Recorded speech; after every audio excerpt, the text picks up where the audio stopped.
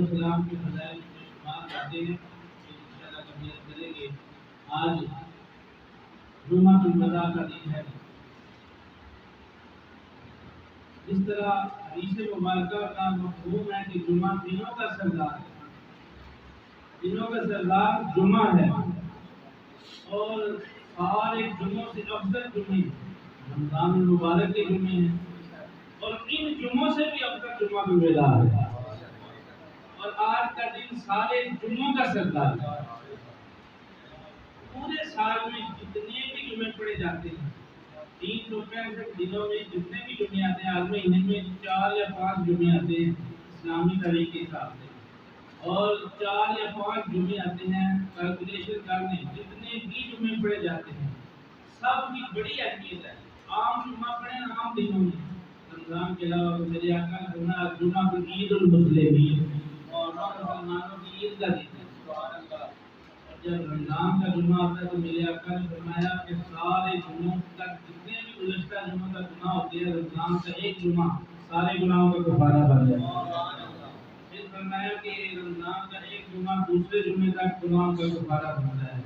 جب رمضان کا آخری جمعہ یعنی آج کا دن جمعہ الوداع آتا ہے حضور نے فرمایا کہ اللہ تعالیٰ اتنے دوست کی دوزخ سے آزاد کرتا ہے جتنے ایک جسم بقی کے جسم پر بال ہونا.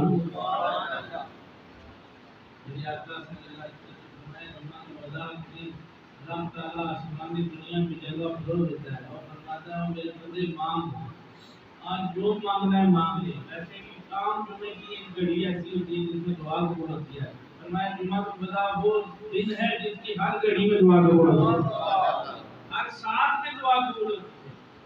تو آج جب ہم دعائیں مانگنے کا دن اللہ کی بڑائی بیان کرنے کا دن ہے اللہ کی خوشنودی اور اس کی رضا حاصل کرنے کا دن ہے.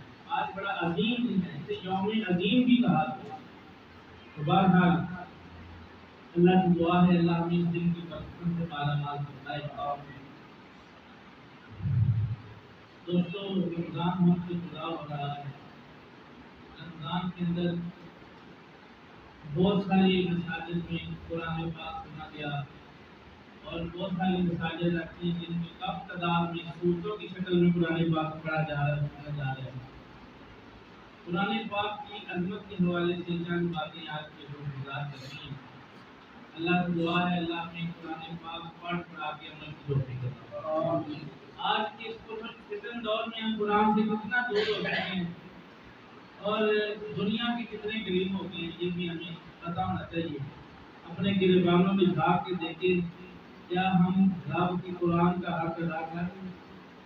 جب ہم کوئی دعا مانگتے ہیں نا تو کہتے ہیں یا اللہ ہماری قرآن تو پوری کر بچے کی نوکری لگ جائے اچھی ملازمت مل جائے بیرون ملک کا ویزا لگ جائے کوئی اچھی جاب مل جائے بچہ مالدار ہو جائے اس کے بچے آسانی سے زندگی گزار سکیں. یہ ہم دعائیں کرتے ہیں. جب یہ دعائیں جلدی جلدی پوری نہیں ہوتی تو وہی ایک انسان کا اندر کا مفتی کہتا ہے تو جی دعائیں کر کے تھک نہیں کون نہیں ہوئی دعا قبول نہیں ہوتی کوئی. یہ تو سوچ ہم نے قرآن کے ساتھ کیا ہم نے قرآن کا حق بھی ادا کیا کہ نہیں نماز پڑھی ہے کہ نہیں کیا اس رب کو بھی راضی کیا کہ نہیں. بھائی جب کسی پر کوئی احسان کرو گے تو بدلے میں امید رکھو گے کہ وہ ہم پر احسان کرے گا.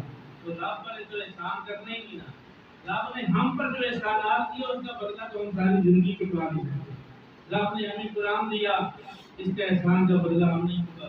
رب نے ہمیں ایمان دیا اس احسان کا بدلہ ہم نہیں چکا سکتے. رب نے ہمیں محبوب خدا دیا اپنا محبوب ادا کر دیا اس احسان کا بدلہ ہم نہیں چکا سکتے.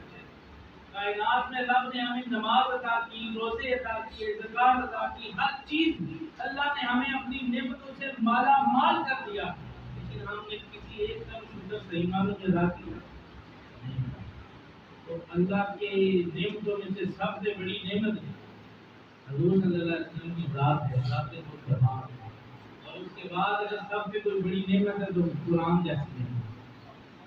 اور قرآن آج بھی کتابوں میں پڑھا الماریوں میں پڑھا ہم سے فریاد کر وہ کہتا ہے کاکوں میں سجایا جاتا ہوں دو دو کے بلایا جاتا ہوں تعویذ بنایا جاتا ہوں. قرآن کہتا ہے کس بدر میں میرا ذکر نہیں کس بدر میں میری دھوم نہیں پھر بھی میں اکیلا رہتا ہوں، مجھ سے بھی کوئی مظلوم نہیں۔ قرآن تو کہتا ہے میری تو یہ فریاد ہے، ہر بدن میں تلاوت میری ہوتی ہے، چاہے سیاسی جلسہ ہے، چاہے سماجی جلسہ ہے، چاہے دینی جلسہ ہے، چاہے دنیاوی جلسہ ہے، بس تلاوت سے شروع کرو جی، قاری صاحب کو بلا لو، حافظ صاحب کو بلاؤ جی، کیوں نہیں برکت ہو جائے گی قرآن کی تلاوت میں۔ بھائی برکت تو تب ہوگی جب عمل بھی کیا جائے، جب قرآن پہ عمل ہی نہیں ہے تو برکت کیسے آئے؟ میں آپ کو مثال دیتا ہوں بلا تفصیل سمجھانے کے لیے کہ بند قرآن الماری میں پڑا ہے، کیا وہ آپ کو برکت دے گا؟ اپنی عقل سے سوچ کے بتائیے، کتابوں میں نہ ڈھونڈیے، کیا بند قرآن آپ کو فائدہ دے گا؟ نہیں، جب تک کھول کے نہ پڑھے۔ جب تک طالب علم قرآن اپنی کتاب کو کھول کر علم حاصل نہیں کرے گا تو وہ دوسروں کو تک کیسے پہنچائے گا؟ وہ امتحان میں کامیابی کیسے حاصل کرے گا؟ اسی طرح جب تک رب کا پیغام نہ پڑھا جائے اس دیر تک ہمیں سمجھ نہیں آئے گی رب نے کہا کیا ہے۔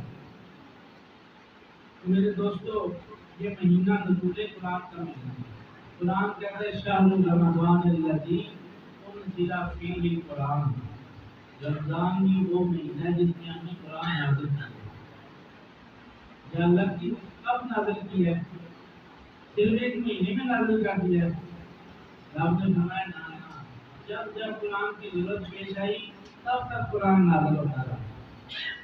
قرآن کی ضرورت بدر میں پیش آئی، قرآن بدر میں نازل ہوا۔ قرآن کی ضرورت احد میں پیش آئی، قرآن احد میں نازل ہوا۔ قرآن کی ضرورت حنین میں پیش آئی تو قرآن حنین میں نازل ہوا۔ قرآن غزوات میں نازل ہوا، قرآن مکے میں نازل ہوا، قرآن مدینے میں نازل ہوا۔ قرآن کی بات سنتے مکی بن گئی، بات سنتے مدنی بن گئی۔ آپ اگر عشق کی نگاہ سے دیکھیں نا، عاشق کا نظریہ دیکھیں تو عاشق کہتے ہیں محبوب مکے میں رہا، قرآن مکے میں آ گیا، محبوب مدینے میں آیا، قرآن مدینے میں آ گیا، حضور بدر میں آئے، قرآن بدر میں آ گیا، حضور احد میں گئے، قرآن احد میں گیا۔ جہاں جہاں مصطفیٰ چلتے گئے قرآن پیچھے پیچھے چلتا۔ قرآن کی ایک آیت کریمہ ہے 78 سورہ بنی اسرائیل کی آیت نمبر 78 15واں پارہ۔ اللہ فرماتا ہے کہ الصلاۃ لدلوک الشمس الی غسق الليل وقرآن الفجر ان قرآن الفجر کان مشہودا۔ فرمایا کہ محبوب نماز کا حکم ان کو عطا فرمائے کہ سورج نکلتا ہو تو نماز شروع کرے، یعنی فجر پڑھیں، سورج ڈوب رہا ہو اندھیرا چھا جائے تو نماز پڑھیں، عشاء کی نماز پڑھیں۔ پھر فرمایا ان قرآن الفجر کان مشہودا، ان کو کہیں قرآن کی تلاوت فجر کے وقت کیا کریں۔ یا اللہ قرآن دن میں بھی پڑھا جاتا ہے، ظہر کی نماز میں پڑھا جاتا ہے، عصر میں بھی پڑھا جاتا ہے، مغرب میں پڑھا جاتا ہے، عشاء میں بھی پڑھا جاتا ہے، جمعے میں بھی پڑھا جاتا ہے، عید میں پڑھا جاتا ہے۔ قرآن تو ہر جگہ پڑھا جاتا ہے، معاملات میں پڑھا جاتا ہے۔ رب کائنات ہو کر کہہ رہا ہے کہ قرآن فجر کے وقت پڑھو۔ اللہ فرماتا ہے پڑھا تو ہر وقت جا سکتا ہے، لیکن فجر کے پڑھنے کا فائدہ یہ ہے کہ میرے فرشتے تمہاری تلاوت سنیں گے۔ فرشتے آ جائیں گے، ان قرآن الفجر کان مشہودا، اس وقت فرشتوں کی جماعت آ کر تمہارا قرآن سنتی ہے۔ معلوم کہ جب عام بندہ تلاوت کر رہا ہو، اگر وقت کا تعین کر لے، فجر کے بعد پڑھے، اپنی صبح کا آغاز تلاوت قرآن پاک سے کرے تو اللہ کی رحمت کے فرشتے شامل حال ہو جاتے ہیں۔ امام غزالی علیہ رحمت فرماتے ہیں کہ جب کوئی تمہارے دوست کا حق آ جائے، میسج آ جائے، موبائل نکال کر بار بار دیکھتے ہو کہ کون سا میسج آیا ہے، کون سا حق آیا ہے، دوست کس حال میں ہے، فرمایا کہ رب نے ایک ہی دفعہ حق بھیجا ہے، ایک ہی دفعہ پیغام بھیجا ہے، اور اس میں ہر چیز لکھ دی ہے، ہر پیغام لکھ دیا ہے، اور وہ حق کون سا ہے؟ قرآن پاک۔ قرآن پاک کے اندر ہر چیز کا بیان کر دیا۔ قرآن کہتا ہے ولا رتب ولا یابس الا فی کتاب مبین، ہر خشک اور ہر تر کا ذکر ہم نے قرآن میں کر دیا۔ قرآن کہتا ہے ہر خشک اور تر کا ذکر ہم نے قرآن میں کر دیا ہے۔ پھر فرمایا ولا اصغر ولا اکبر الا فی کتاب مبین، ہر چھوٹی اور ہر بڑی چیز کا ذکر ہم نے قرآن میں کر دیا۔ میرے آقا صلی اللہ علیہ وآلہ وسلم پر یہ نازل ہونے والی کتاب ہے۔ پہلی آیت کریمہ اقرا نازل ہوئی، اقرا بسم ربک الذی خلق۔ فرمایا کہ پڑھیے محبوب اس رب کے نام سے جس نے پیدا کیا کائنات میں۔ اب یہاں پر یہ سوال پیدا ہوتا ہے کہ حضور نبی کریم صلی اللہ علیہ وسلم کیا پڑھے لکھے نہیں تھے کہ جبریل کو کہنا پڑا حضور پڑھیے؟ حضور نے فرمایا الست بقاری، جبریل مجھے پتا میں پڑھنے والا نہیں ہوں، میں پڑھنے والا نہیں ہوں، انما بعثت معلما، میں پڑھانے والا بن گیا۔ پڑھاتا وہی ہے جو پہلے پڑھاؤ، پڑھاتا وہی ہے جو پہلے پڑھاؤ، استاد وہی ہوتا ہے جس کے شاگرد ہو، اور شاگرد تبھی بنتے ہیں جب استاد ہوتا ہے۔ تو استاد کون ہے؟ حضور نبی کریم صلی اللہ علیہ وسلم، اور حضور کا استاد کون ہے؟ رب کائنات۔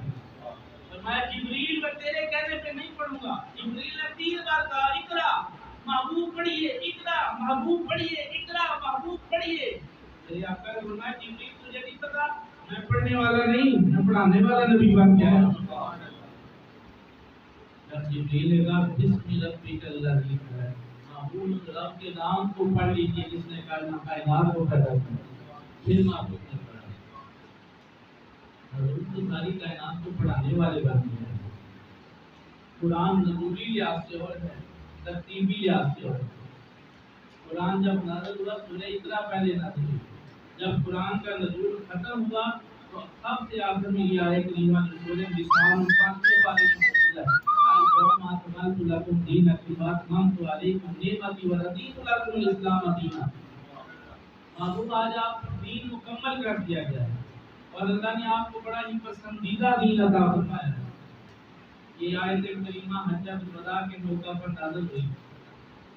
صدیق اکبر رضی اللہ تعالیٰ عنہ جارے غار یہ آیت مبارکہ سن کے رو پڑے، آپ کی آنکھوں میں آنسو آ گئے۔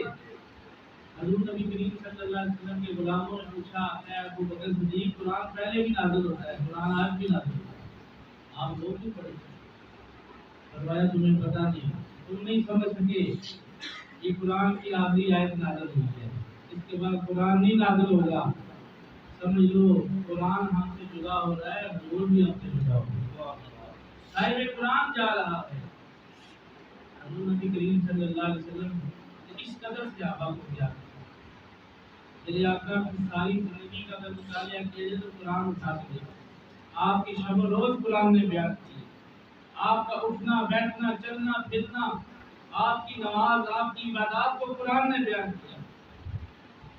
حضور کی صورت کو پڑھنا تو قرآن دیکھو، حضور کی سیرت کو پڑھنا تو قرآن، حضور کے چہرے کی تعریف کی تو والضحیٰ کہہ دیا، زلفوں کی تعریف کی تو واللیل اذا سجا کہہ دیا، حضور کے زمانے کی تعریف کی تو والعصر کہہ دیا، حضور کے چھاتی مبارک کی تعریف کی تو علم نشرہ کہہ دیا، حضور علیہ السلام کے آنکھوں مبارکوں کی تعریف کی تو ما ذاق البصر کہہ دیا، حضور علیہ السلام کے زمانے کی بات کی تو والعصر کہہ دیا، حضور علیہ السلام کی عمر کی بات کی تو لا امروں کا بھی قسم تک سے بولا دیا، حضور علیہ السلام کے شہر کی بات کی تو فرمایا لا اقسم بهذا البلد وانت حل بهذا البلد، فرمایا محبوب میں اس شہر مکہ کی قسم کھاتا ہوں جس شہر میں چلتا نظر آتا ہے۔ حضور کے آنے کی بات کی تو رب نے ربنا وبعث فیہم رسولا کہہ دیا، حضور کے دنیا سے جانے کی بات کی ولنا صلاتی و نسکی و محیایا و مماتی کہہ دیا، حضور کا رہنا بھی قرآن نے بیان کیا، حضور کا جانا بھی قرآن نے بیان کیا، حضور کا آنا بھی قرآن نے بیان کیا۔ قرآن پورے کا پورا میرے آقا کی ناز، الحمد کی زبر سے لے کر والناس کی سین کی دے کر، حضور نبی کریم صلی اللہ علیہ وسلم نے فرمایا قرآن جیسا روشن ستارہ کوئی نہیں، قرآن جیسا روشن ستارہ کوئی نہیں، اور قرآن جیسا قیمتی ہیرا کوئی نہیں۔ فرمایا شکر سے زیادہ اگر کسی میں مٹھاس ہے نا تو قرآن میں، شکر سے زیادہ مٹھاس ہے تو قرآن میں۔ پھر فرمایا ایک فارسی شاعر کہتا ہے کہ میں نے چاند کو آسمان پہ چمکتا ہوا دیکھا نا، آسمان کی تعریف بھی کی اور بنانے والے کی تعریف کی، اور یہ کہا کہ کتنا خوبصورت چاند لگ رہا ہے جو آسمان کے دل میں فٹ ہو گیا اور آسمان کا دل بن گیا۔ وہ شاعر کہتا ہے کہ جب فارسی شاعر تھا اس نے کہا کہ جب میں نے حضور صلی اللہ علیہ وسلم کہ غلاموں کو دیکھا نا کہ وہ حافظ قرآن ہے، تو میں اس بات کو کہنے پر مجبور ہو گیا کہ چاند سے بڑھ کر اگر کوئی دل نور علی نور ہے تو حافظ قرآن کر دے گا۔ وہ دل بڑا اعلیٰ دل ہے، جس دل میں قرآن موجود ہے۔ آپ سارے نمازی بیٹھے ہیں، آپ سب میں سے کسی ایک کو قرآن یاد نہیں ہوتا، آپ سب کوئی حافظ قرآن نہیں بیٹھے، آپ سب کو کہا جائے تو کوئی ایسا دعا کے مسئلے پہ کھڑا ہو جائے تو قرآن کی تلاوت کرے، پورا قرآن سنا دے، آپ ایک دوسرے کا منہ دیکھیں گے، حتیٰ کہ نظریں جھکا دیں گے کہ آپ کے پاس قرآن کا پورا علم نہیں ہے، اور جو حافظ قرآن ہوگا اس کا سر پکڑ کے قرآن ہوگا، وہ فوراً اٹھ کے آگے مسئلے پہ کھڑا ہو جائے گا اور فخر سے قرآن سنائے گا۔ کیا ہم قرآن یاد نہیں کر سکتے؟ وہ بھی تو ہماری طرح انسان ہے۔ چل پورا قرآن نصیب تھوڑا ہی تھی۔ حضرت عائشہ صدیقہ رضی اللہ تعالیٰ عنہ امہات المومنین، حضور نبی کریم صلی اللہ علیہ وسلم نے فرمایا عائشہ رات سونے سے پہلے قرآن ختم کر کے سویا کرو۔ بخاری شریف کی حدیث ہے، رات سونے سے پہلے قرآن ختم کر کے سویا کرو۔ عرض کی آقا قرآن بھی پڑھوں، سارا ختم بھی کروں اور پھر سو بھی جاؤں، یہ کیسے ہو سکتا ہے؟ میرے آقا نے فرمایا عائشہ رات عشاء کی نماز کے بعد 3 بار سورہ اخلاص شریف کی تلاوت کر، پورے قرآن کا ثواب مل جائے گا، پورے قرآن کا ثواب مل جائے گا۔ میرے آقا صلی اللہ علیہ وسلم نے فرمایا جو بندہ پریشان ہو، رات کو نیند نہ آتی ہو، بالخصوص آج کی پرفتن دور میں ہم اتنے پریشان رہتے ہیں، ڈپریشن کا شکار رہتے ہیں کہ ہم نیند کی گولی کھا کے سونے کو اپنا عادت بنا لی ہے اپنی۔ میرے آقا نے فرمایا کہ اس کو پریشانی کی وجہ سے نیند نہ آتی ہو، آپ قرآن کھول کے تلاوت کریں، اس کو نیند آ جائے گی، اور نیند ہی نہیں آئے گی بلکہ سکون کی نیند آئے گی، اور اللہ تعالیٰ کی عطا سے اس کے فضل و کرم سے فجر کی نماز بھی بانماز ہو جائے گی۔ میرے دوستوں قرآن سے ہم دور ہو گئے۔ علامہ اقبال نے لکھا ہے وہ معزز تھے زمانہ میں مسلمان ہو کر، اور آج ہم خار ہوئے تارک قرآن، قرآن نے تو زندگیاں بدلی۔ حضرت فضیل بن عیاض رضی اللہ تعالیٰ عنہ ایک بہت بڑے درویش گزری، آپ ڈاکو تھے، ڈاکوؤں کے سردار تھے۔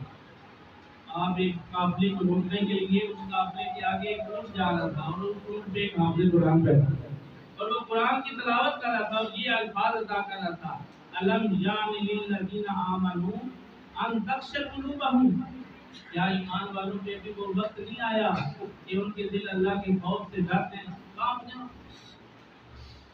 حضرت فضیل بن عیاض کے دل کی دنیا بدل گئی، ایک آیت پڑھ کر توبہ کر لی، سچی توبہ کی، اور مقام ولایت پہ خیر کیا فائد ہو گئی۔ یہ کون تھے؟ فضیل بن عیاض۔ عمر فاروق رضی اللہ تعالیٰ عنہ بھی اسلام قبول نہیں کیا۔ مختصر بیان کر رہا ہوں، جب گھر سے چلے تو کس ارادے سے چلے گئے؟ اپنی بہن کو بھی مارا، بہنوئی کو بھی مارا، کیونکہ وہ قرآن کی تلاوت کر رہی تھی۔ جب غصہ ٹھنڈا ہوا تو پوچھا بہن سے کس چیز کی تلاوت کر رہے ہو، کون سی کتاب ہے جو تمہیں مجھ سے دور کر رہی ہے؟ بہن نے کہا کہ عمر جس کتاب کی ہم تلاوت کر رہے ہیں اس کو پلیت لوگ ہاتھ نہیں لگا سکتے، تیرا بھی ظاہر بھی پلیت ہے، تیرا باطن بھی پلیت ہے، تجھے اپنا ظاہر بھی پاک کرنا پڑے گا، باطن بھی پاک کرنا پڑے گا۔ لا یمسہ الا المطہرون، اے عمر گواہ ہو جا پلیت لوگ اس کو چھو بھی نہیں سکتے۔ ہم نے فاروق کو وضو کرایا گیا، آپ کے سامنے قرآن رکھا گیا، آیات قرآنی فاروق اعظم پڑھتے چلے جا رہے ہیں، دل موم ہوتا چلا جا رہا ہے، آنسو جاری ہو رہے ہیں۔ سبحان اللہ۔ حفیظ نے لکھا تلاوت کلام کو سن کر آنسو ہو گئے جاری، تلاوت کلام کو سن کر آنسو ہو گئے جاری، خدا کی وحدت اور حیبت دل پر ہو گئی تاری۔ حضرت عمر فاروق رضی اللہ تعالیٰ عنہ حضور کی بارگاہ میں پہنچے، میرے آقا نے فرمایا عمر کس علاقے سے آئے؟ فرمایا یا رسول اللہ ارادہ تو سر لینے کا تھا، سر دینے کے لیے آیا۔ سر دینے کے لیے آیا ہوں. میرے آقا نے فرمایا عمر کیا ہوا؟ فرمایا یا رسول اللہ قرآن کی تلاوت سن کے آیا ہوں, قرآن پڑھ کے آیا ہوں. جو ایمان لے آئے اللہ اسے کامیابیاں عطا فرماتا ہے. اے اللہ کے محبوب کلمہ پڑھا کے مسلمان کیا. قرآن نے دل کی دنیا بدلی ہے. صحابہ کے جو ایمان ہے جب ان کا مطالعہ کیا جائے تو صحابہ تلاوت قرآن سے بڑی محبت کرتے ہیں. حضرت موسیٰ اشعری رضی اللہ تعالیٰ عنہ حافظ قرآن سے ابھی تھے. میرے آقا جب بھی مسجد نبی شریف میں داخل ہوتے موسیٰ اشعری کو بلاتے, فرمایا موسیٰ اشعری آج میرا دل کرتا ہے تو قرآن پڑھتا جا اور اللہ کی رحمت تجھ پہ نازل ہوگی. سبحان اللہ. ایک روایت میں آتا ہے کہ حضور نبی کریم کے ایک صحابی ایک قبرستان میں سے گزرے, رات پڑ چکی تھی اور اب سوچا کہ اگر میں اس قبرستان سے رات کو باہر نکلوں گا شاید کوئی حملہ نہ کر دے. حضور کے فرمان کے مطابق دو جگہ بڑی محفوظ ہے, ایک مسجد اللہ کا گھر, دوسرا قبرستان. انہوں نے فرمایا میں رات گزارنے کے لیے قبرستان میں بیٹھا, اس بات سے جس قبر کے ساتھ میں نے ٹیک لگائی اندر سے قرآن کی تلاوت کیا. فرمایا صبح ہوئی مسجد نبوی کا سین ہے, سرکار کا دربار لگا ہوا ہے, میں باغ رسالت میں حاضر ہوا. عرض کی یا رسول اللہ رات فلاں قبرستان میں فلاں قبر کے پاس میں بیٹھا, ٹیک لگانے کی دیر کے اندر سے سورہ ملک کی تلاوت کی آواز. فرمایا میرے صحابی اس قبر کے پاس تو بیٹھا ہوا تھا وہ اپنے قرآن کی قبر تھی. تو قرآن تلاوت کرتا ہے وہ دنیا سے چلا بھی جائے وہ بھی زندہ ہوتا ہے, تازہ ہوتا ہے. حضور نبی کریم صلی اللہ علیہ وسلم کی بارگاہ میں ایک صحابی سے یا رسول اللہ سب سے بہترین کام کون سا ہے؟ فرمایا خیرکم من تعلم القرآن وعلمہ, تم میں بہترین شخص وہ ہے جو قرآن سیکھ لے اور دوسروں کو بھی سکھائے. آج ہم نے اپنی اولادوں کو موبائل دے دیے, ٹیب لا کے دے دیے اور ان پہ بٹھا دیا, ساری رات گزر جاتی ہے. جب سحری کا وقت ہوتا ہے تو اولاد سو جاتی ہے, نماز فجر چلی جاتی ہے. کاش ہم نے قرآن کو پڑھا. وہ زمانے میں معزز تھے مسلمان, آج ہم سال ہوئے تارک قرآن ہوتے. آج ہم نے قرآن کو چھوڑ دیا. آج کے 9ویں 10ویں کے اسٹوڈنٹ سے پوچھو نا کہ جنگ بدر کب ہوئی تھی, وہ کہے گا یہ 4-5 سال 8-10 سال پہلے کی بات ہوگی یا میری پیدائش سے پہلے کی بات کر رہے ہیں. میں نے کہا وہ نادان, جنگ بدر کفر و اسلام کی پہلی جنگ تھی, سن 2 ہجری میں ہوئی. پہلا رمضان تھا, ہجرت کا دوسرا سال تھا, اس وقت ہوئی تھی. آج ہمارے بچوں کو اسلام کا پتہ ہی نہیں. اسلامی مہینوں کے بارے میں پوچھ لیا جائے تو وہ بھی نہیں پتا. انگلش مہینے جنوری فروری تو سب کو یاد ہے, جمادی الاول جمادی الثانی, رجب شعبان شوال ذوالقعدہ ذوالحج کس کی یاد ہے, یہ یاد کرو, یہ اپنے بچوں کو یاد دلاؤ. ہمارا اسلام تو ہمیں یہ سکھا رہا ہے. اسلامی تاریخ کا پتہ نہیں ہوتا تو ہم کہتے ہیں قاری صاحب کو فون کر کے پوچھ لیتے ہیں, قاری صاحب سے تاریخ پوچھ لیتے ہیں. یار قاری صاحب کی کام رہ گئے. میں نے ایک جگہ نا ہمارے عید پڑی بچپن میں, تو قاری صاحب سے کسی نے کہا حضور عید کی نماز کی نیت بھی آپ نے بتائی ہو, جماعت کے لیے کھڑی ہوتی ہے.